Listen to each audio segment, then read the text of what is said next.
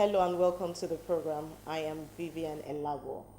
With me today, I'm meeting a distinguished member of the Lagos State House of Assembly. He is the number 3 man on the legislative arm of government, and his name is no other than Honorable Dr. Ajibayo Adeyeye. You're welcome to the program, sir.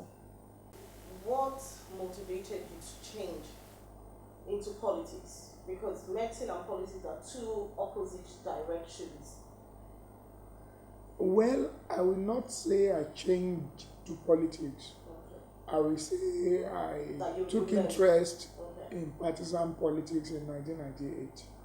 Because even when I joined politics in 1998, I was running my private practice, Just Stevens Hospital, effectively. And I was a consultant to so many other hospitals because there are not so many anesthetists in Nigeria, in Lagos. So, so many hospitals do need my services, and I give it to them when they call me. Why did I join partisan politics? It's very interesting, and it will surprise you. Where I live, in K2 in Lagos, there is one transformer that services all of us, maybe about 10 streets. This transformer will always develop fault, and we will go to the then NEPA, discuss it with them, tell them they need to come and fix the transformer. We'll contribute money all the time, and almost every month we had one thing or the other to do with this transformer. And after some time, my street decided, okay, we are not going to be part of it again. We'll buy our own cable, and we'll have a unit on the transformer and all that. The frustration was so much, and even at all that trouble, they will give us light, that's power. They give us power one day, and they will turn it off for 3 days. So I thought if I joined politics and I became the council chairman, I would fix this problem and there will be no problem again. So when the political dispensation started in 1998, I quickly joined, and I wanted to contest to be the council chairman of Koshofe local government. But unfortunately, I did not win. I didn't win the primaries. But with the hindsight of my participation in politics now, even if I had won then, I did not know that I probably will still not be able to do anything about power. So, even though that led me to join politics, but I think I have found it very interesting to be a politician and a doctor at the same time. So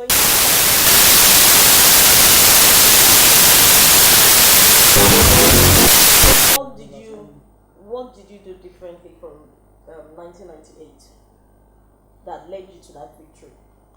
Well, it's not that I did anything differently, but from 1998, when I lost the primaries to the local government, to be the local government chairman, I still contested in 1999 to come to the House of Assembly. And to surprise you, I won the primaries in all the wards. But shortly after the primaries, two factions emerged. But the most important factor is that I stayed put. I did not quit. I continued to be a member of the party. I continued to participate in the activities of the party. Was that ACM or AC at the time? It was even AD. AD. Okay. We were AD at that time. And I was given an appointment in year 2000 to the Teaching Service Commission. So I was Commissioner 1, Post-Primary Teaching Service Commission, and I was there for about 3 years. I left there. I went into the scholarship board. I was a member of the scholarship board for 1 year. And I continued with my activities in the party, and I was very active. What So was your in experience 2000 like in being on the scholarship board? What did you have to do? no, we were just a board to superintend over the activities of the technocrats to ensure that those that are supposed to get scholarship get it, and those that are not supposed to get it do not get it. I mean, just to ensure that we do the adequate screening. That was what we were really up to at the scholarship board. And in 2007, I did not have any real opponent during the primary election, except for one or two people. They were green, they were not members of the party, they just came to contest. I mean, it was not difficult to win the primaries in 2007. Okay. And since you've won, you've been in the House Yes. up till date. Yes. Okay, how would you say that experience has been as a legislator? Well, when I got in 2007, it's not in the practice of the House of Assembly to have a first timer be a principal officer. But I was lucky enough. I have been a principal officer ever since I got into the House of Assembly. I started as the deputy majority leader. That I was till 2011 when I was elected the majority leader, and of course the leader of the House, because the House has no any other party. I mean, we are all members of the same party, so members often refer to me as leader because there is no minority. So it's been a very wonderful experience. It has shown me another side of life than what I used to be as a professional. Even as a professional, I was a politician. I was Publicity Secretary, Lagos State Nigeria Medical Association 2 times. I was Assistant Secretary General, National Nigeria Medical Association. So, and the politics there is quite different from the politics here. Okay. And So what sort of politics operates as in the medical field that is different from the politics that plays out in the legislative arm?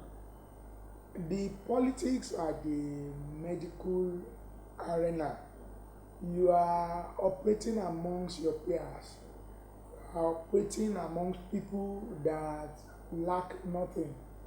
They are only looking for somebody to lead them and coordinate their activities. So like minds. It's different, yes, like minds. It's different from politics of you want to represent people that have, people that do not have. You want to represent the literate, the illiterates. You want to represent even the madman on the street. You are representing him, and he knows you are representing him.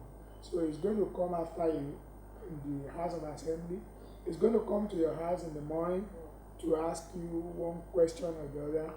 In fact, there is no morning that I wake up and at least 10 people will not be waiting for me.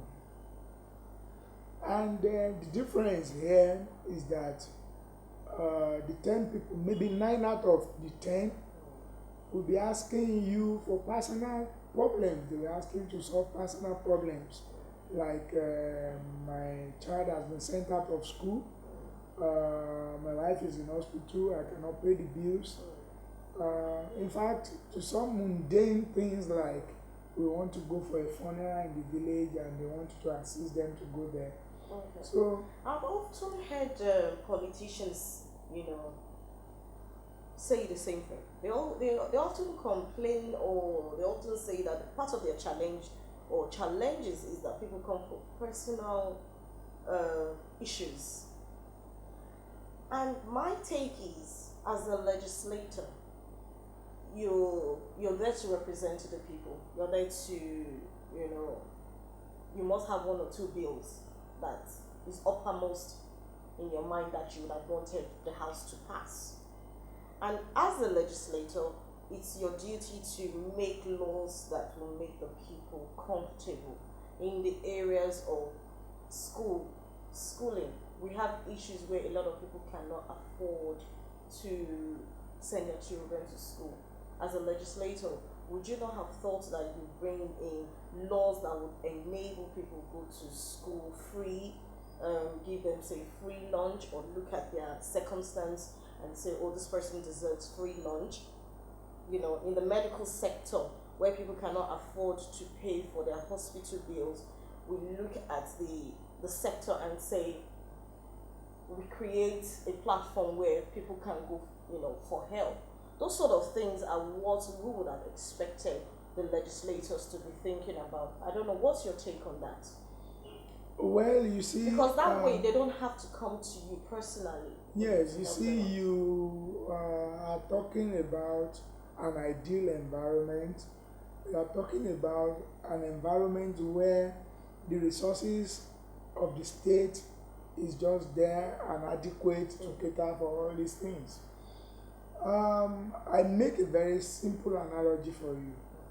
The total budget of the Lagos state government in 1 year is 500 billion naira. And I make bold to say that 22 million people live in Lagos and still increasing, because all roads in Nigeria leads to Lagos. And people are having children as well. Yes, everybody is looking for the transport fare or somebody to house me the first day I get to Lagos. So the population is on the increase. And if you just hypothetically say, look, there should be no government, let us share this money and let everybody collect his own share and go and fend for himself. Can you imagine how much would be your share as a citizen of Lagos? 25,000 naira. That is 2,000 naira a month. That is about $12 a month. That is all that you have to share from the state budget. That presupposes that the resources is not just as much as it is. Lagos is about the richest state in this country. As much as that is, the resources are not just there to provide all these things. And Lagos has a very peculiar challenge. We plan for 100 people, 1,000 people are going to use it. Lagos is an integral part of Nigeria. You cannot create a border and ask people in Ogun State not to come to Lagos, or ask somebody in Enugu not to come to Lagos. We do free health in Lagos here. Chukwuemeka in Enugu, if his father has a stroke, we put in the night bus to our hospital. Adeleye in Ondo State, his uncle is in Lagos. He invites him. He comes to Lagos. Immediately he lands in Lagos. He is going to benefit from that school that we planned for. We planned 100. He's not part of the 100, but he will immediately show up at our school and say he wants to register with his children. He will immediately start needing our hospitals. He will immediately be part of the people that will be using the road. All these things are putting pressure on the resources of the state, and is making it grossly inadequate to cater for all these problems. So even when you have very good intention and you come up with appropriation and say, well, we're going to be giving free lunch in school, at the end of the day, you may find out that you have planned to give 1,000 pupils free lunch. You suddenly find 5,000 showing up. Okay. Who's going to pay for the 4,000? Okay. We will come to the free lunch at some point, because I know that your party intends to give free lunch to primary school and secondary school children, and that is what one of their campaign yes, strategy. nationally. We will come to that. We'll go on a quick break and we'll be back.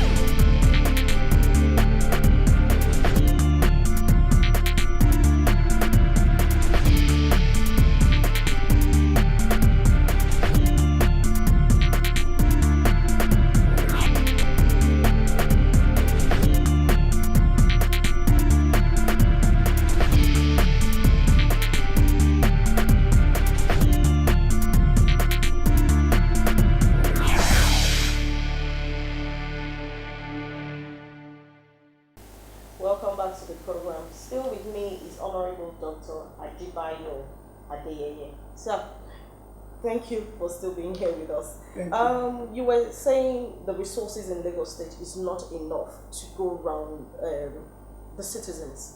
What would you say are the solutions that you have been looking at in the as a legislator to try and tackle most of the problems in Lagos State? I must say that the most important solution is what we are pursuing now, and that is for our party to take over the center. Okay. In the advanced world, like in the United States, where we mirror governance, the center is very weak and the states are very strong. When Nigeria is the other way around, the state is weak and the center is strong. The center gives resources to the states.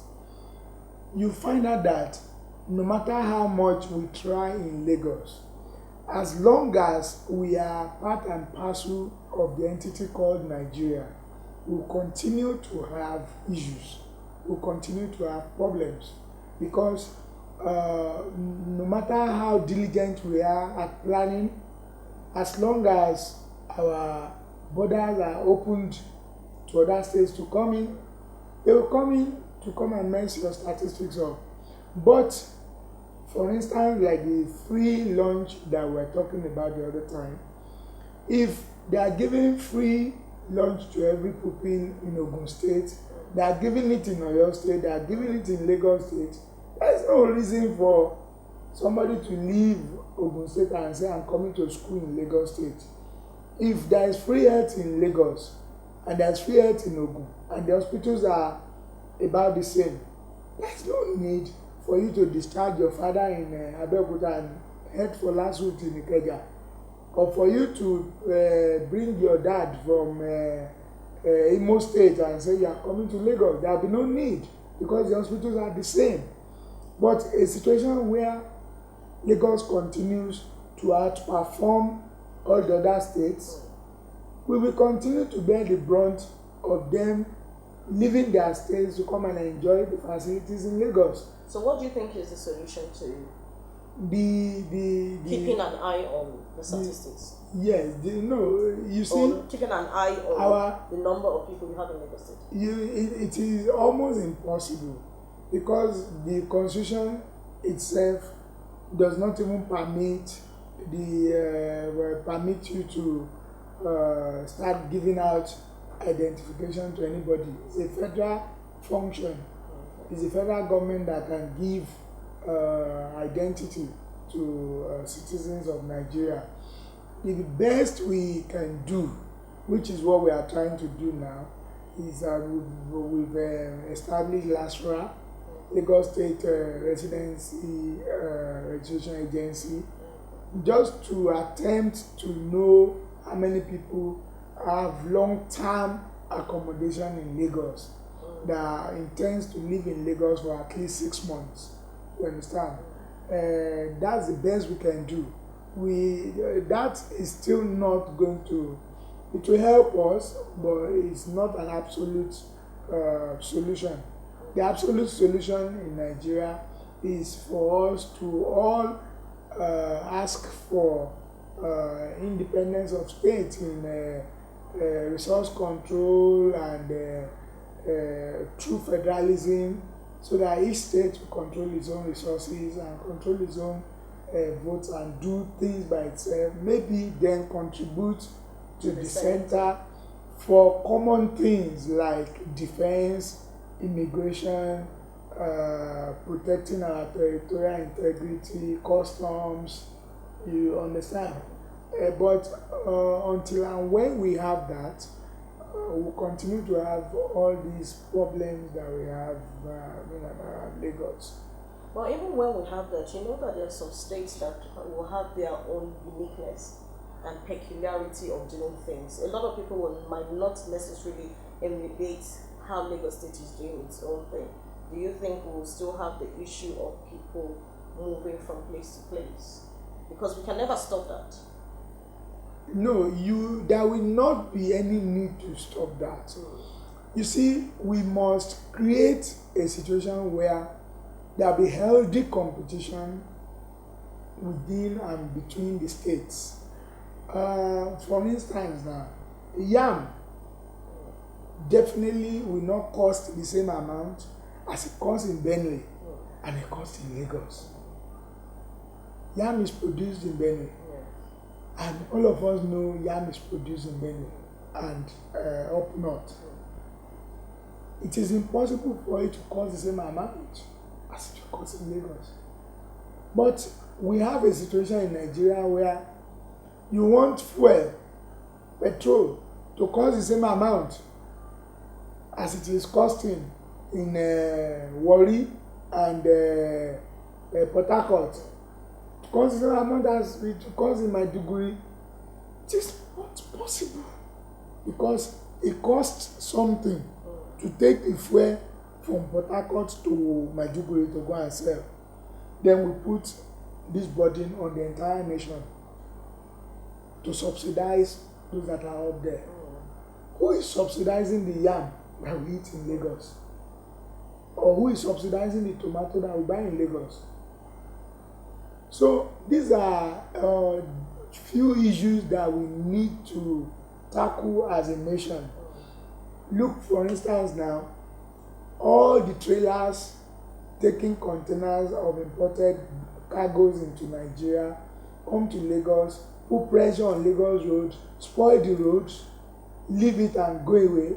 Lagos state government has to repair those roads, yet we don't earn anything from the seaports. The seaport is controlled by the federal government. Until and when we start trying to correct all these imbalances, we'll continue to have the kind of issues that we have. Are you trying to say that the seaport does not pay any tax to the Lagos state government? No, they don't. Everything goes into the federation account from where every state of the federation will share. Despite the fact that the pressure, the environmental problems created by these container carriers are on Lagos, and it is left for the Lagos state government to take care of them. Even after they have left, they don't leave anything behind. You start repairing your roads, you start trying to ensure you maintain the environment to create good environment for people living around there and all whatnot. So until and when we have some independence of the states to undertake certain mission, you may not start witnessing the kind of things that you are looking up to. Look at the security situation, for instance. You bring a policeman from Maiduguri to come and police Lagos. That is not possible. Because in the first place, he still has to learn the streets. He has to learn to find his way around. So how can you then use the same policeman to go and combat crime? So do you when he doesn't even know his way around? Would you solicit for a state police? Exactly. These are part of the things that this group in our party have been soliciting for. But these are the things that came up at the national conference, which have not been implemented. Would you say the national conference should be implemented before this administration? The national conference itself was a farce, was a waste of time and resources. There was no need to call that kind of a meeting at the time they called it. It was not the best time to start talking about Nigeria. When would have been the best time to talk about Nigeria? You started talking about Nigeria less than a year to your exit. How are you going to implement the report coming out of that? You started talking about Nigeria. You would have thought that it should have been done earlier. Maybe at the beginning, it would probably have been acceptable. But even then, don't forget we have a National Assembly in place. And they are saddled by the people with the responsibility to make laws for the country. So even if you do something at the national conference, you still need to submit the report to the National Assembly. So why don't we allow the National Assembly to do its work? Why don't you initiate those things that you are talking about at the national conference, like initiating like a bill to the National Assembly and allow them to consider it and come up with reports? Why use our billions to go and fund some people to stay in a place to come out with a report that the National Assembly can throw overboard? Okay. The health bill has just been signed. Which of the health bills now? The current one that has just been signed by Mr. President. It was signed, I think, a couple of months ago.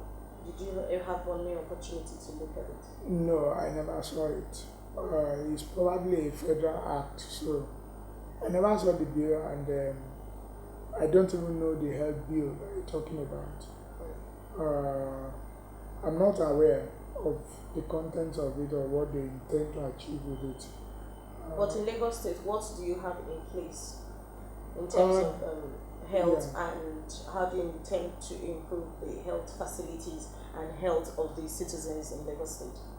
The last law, which was the health reforms bill that the passed in Lagos State, I think was in it was passed probably 2005, 2006, thereabout.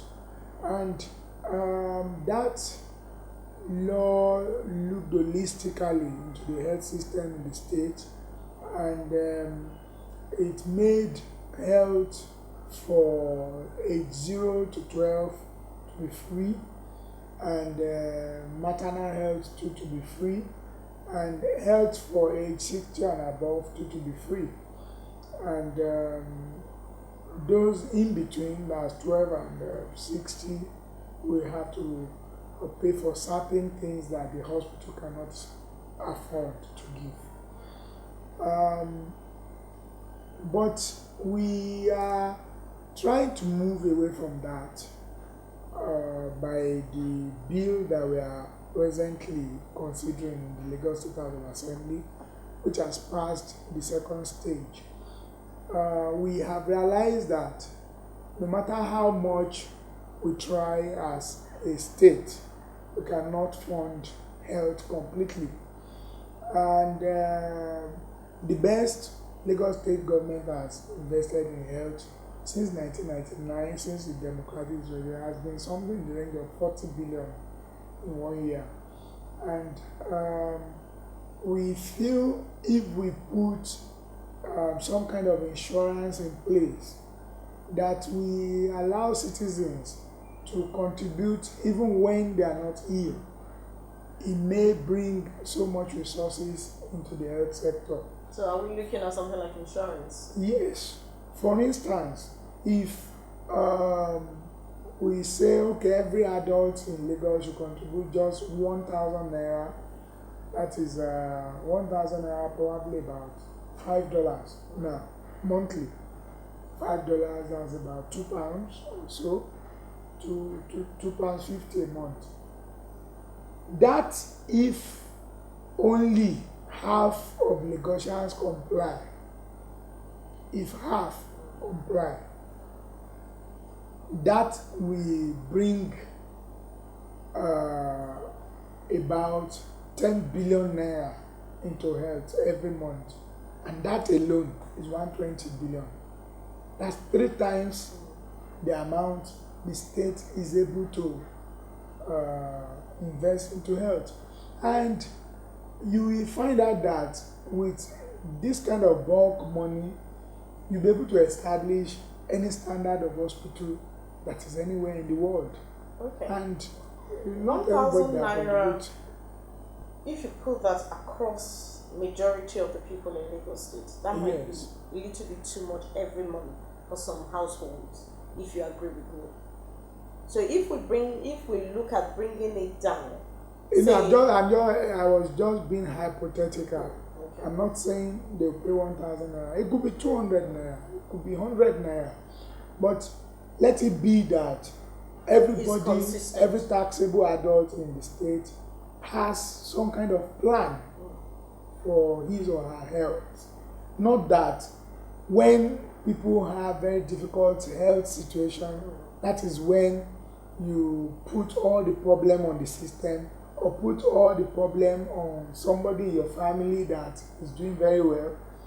I'm sure even you as a Nigerian that probably not living in Nigeria, we have to pay some bills from abroad.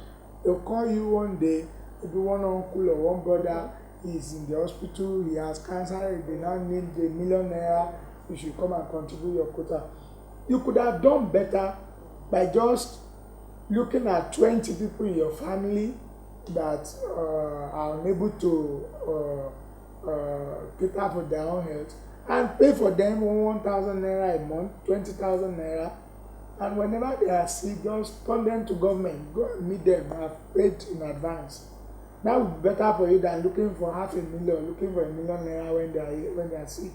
Okay. Well, we also notice that we have facilities in Nigeria, in our hospitals, but they are not well equipped. They are not well managed. Will this bill that you're talking about cater for all of that as well? Absolutely, because it will bring in a lot of resources into health care.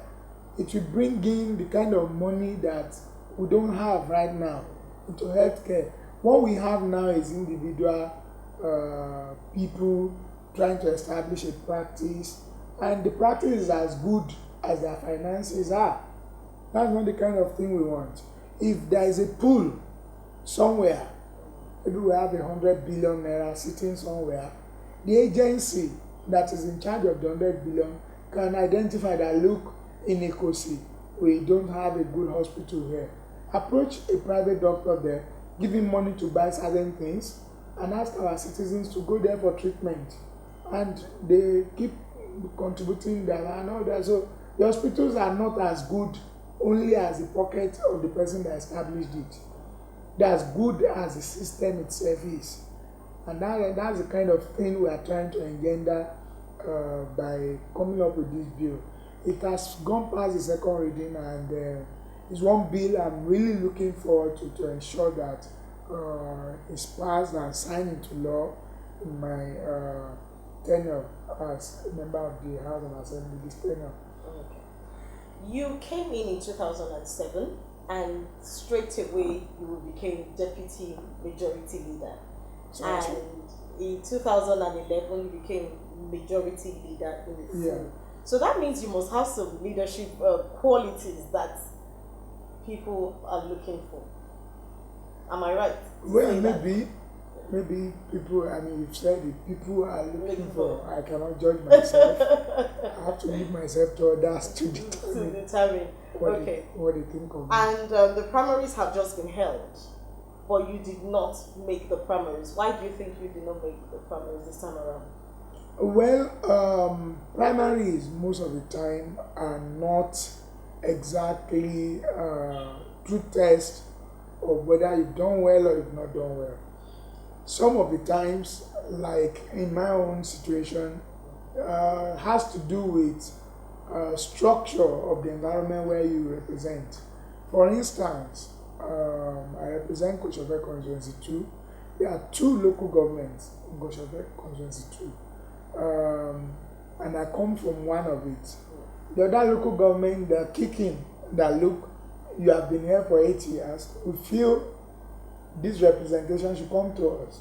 So naturally, everybody on that side are not going to vote for you. Not because they feel you did not perform or you did not do well, but they just feel, look, this seat should come to us. It's our turn to hold that position. So there is really little or nothing you can do about that.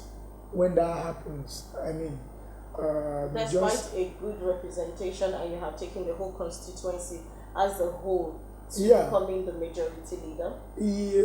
Becoming the majority leader only has to do with your membership of the House of Assembly and how your colleagues in the House of Assembly perceive you. It has nothing to do with your constituents. But of course, what I'm saying is that you've been able to take their constituency to a higher level.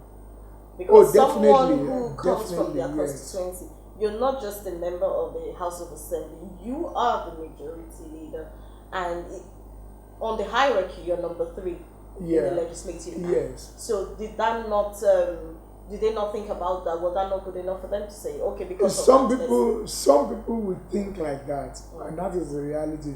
But in Nigeria, some factors overshadow performance and overshadow how well placed you are. Or, for instance, if Christians feel that, look, we don't want a Muslim in this place, no matter how good that Muslim is, they're not going to vote for him. Did you have any constituency projects? Did you? I did. I in Lagos, legislators don't execute projects, but I attracted a lot of projects to my constituency.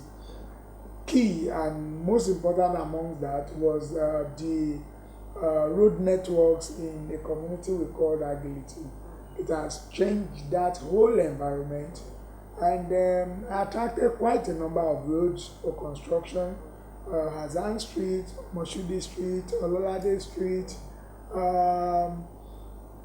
During that period too, I had personal projects.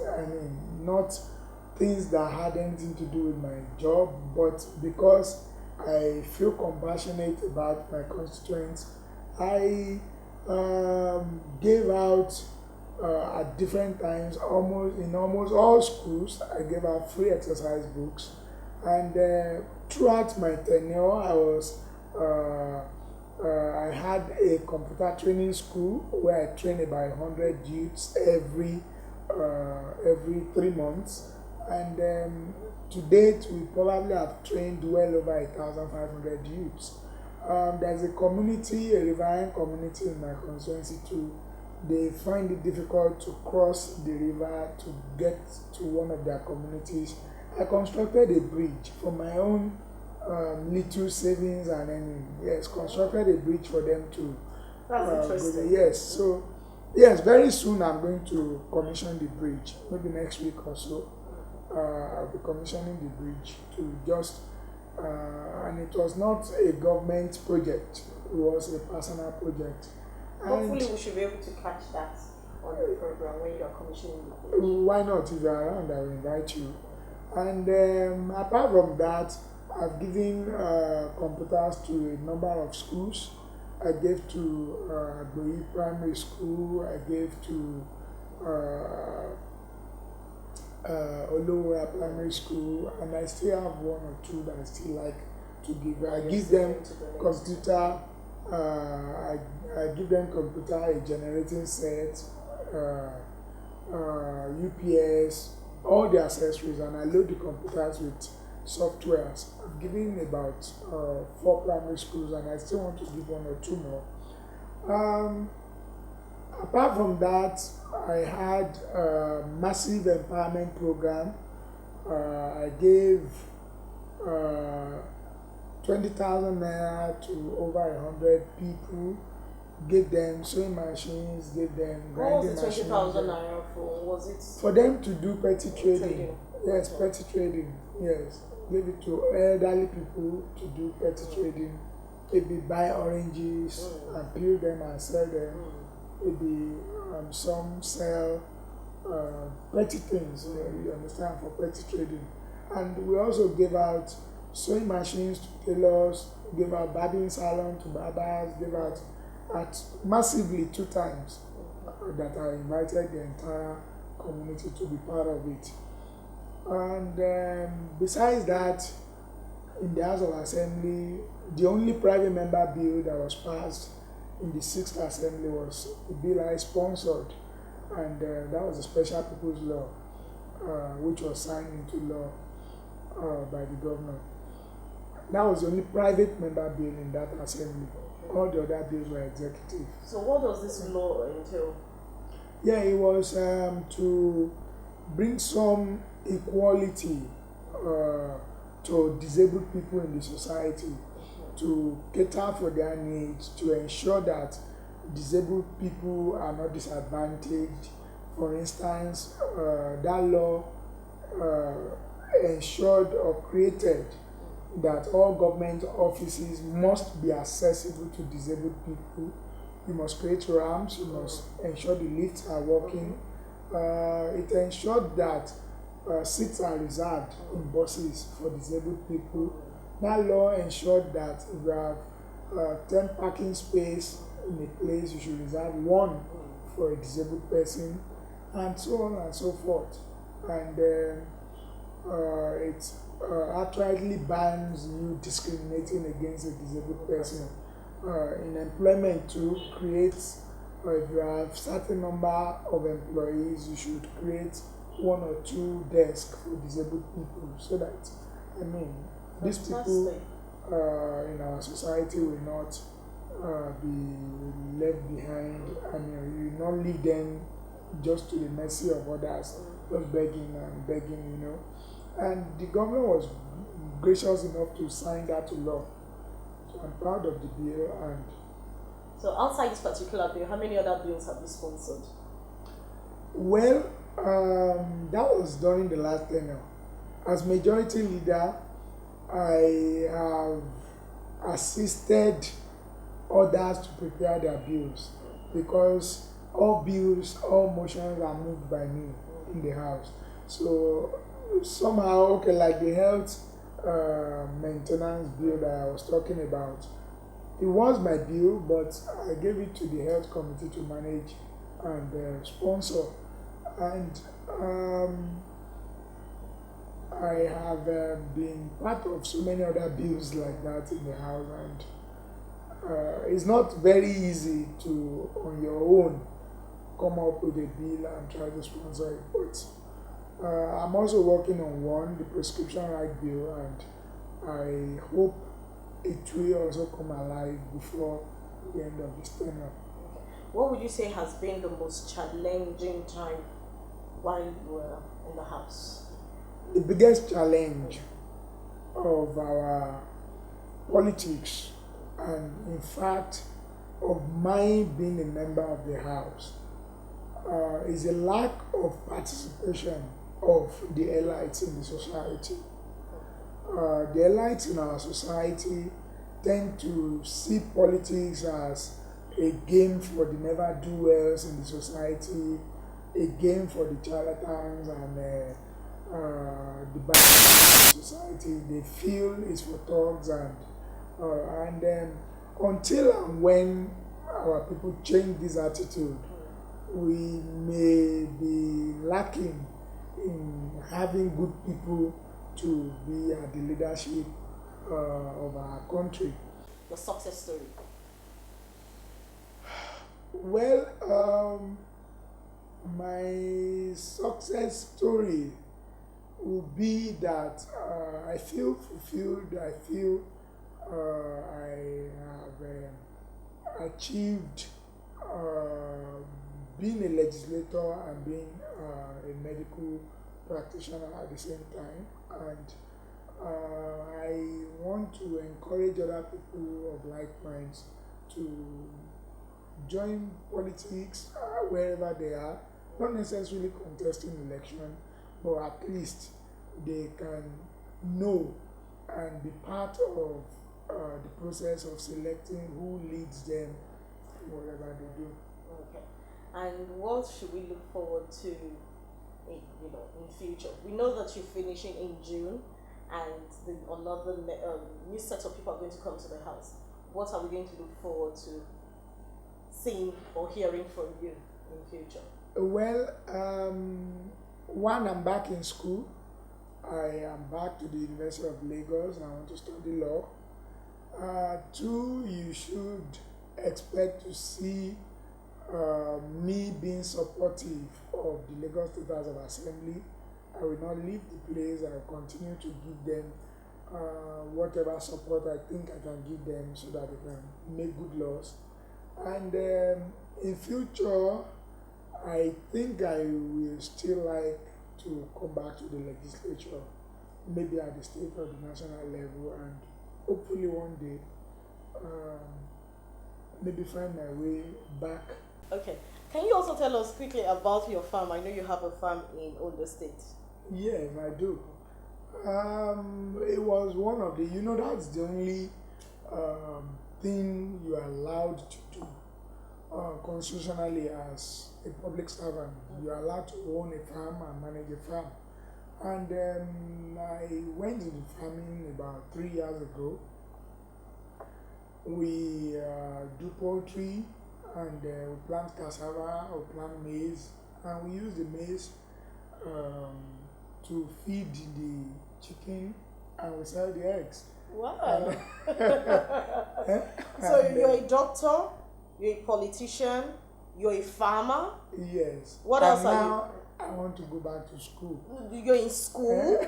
What else? You're into. I sell petroleum products. And you're also into real But estate. that's a family business. Okay. That's a family business I inherited. I mean, I market petroleum products and I fill gas, cooking gas. Okay. It's And I know you're also into real estate. yes, I build them myself. So, is there anything you don't do? I don't know. I will do anything. So long As long as I it will brings make money profit. in. Okay. In the farming, do you intend to go into production Yes. and processing and all that? Well, maybe that will be much later. It's a very small farm right now. We only have about 10,000 layers. And hopefully, maybe when we grow bigger, we'll think of processing the chicken and packaging them and maybe even export them someday. But for now, we are at the subsistence level. We only have 10,000 layers. It's interesting, but you intend to. Yes, we intend to expand it definitely. Okay, all right. Thank you so much. And that wraps it up for today's program. I hope you've had an exciting time with us. It's been interesting getting to know the person behind Honorable Dr. Ajibayo Adeyeye. I hope you've been inspired, educated, and most of all, entertained. Until next time, when we bring you another equally as exciting guest, it's bye-bye for now.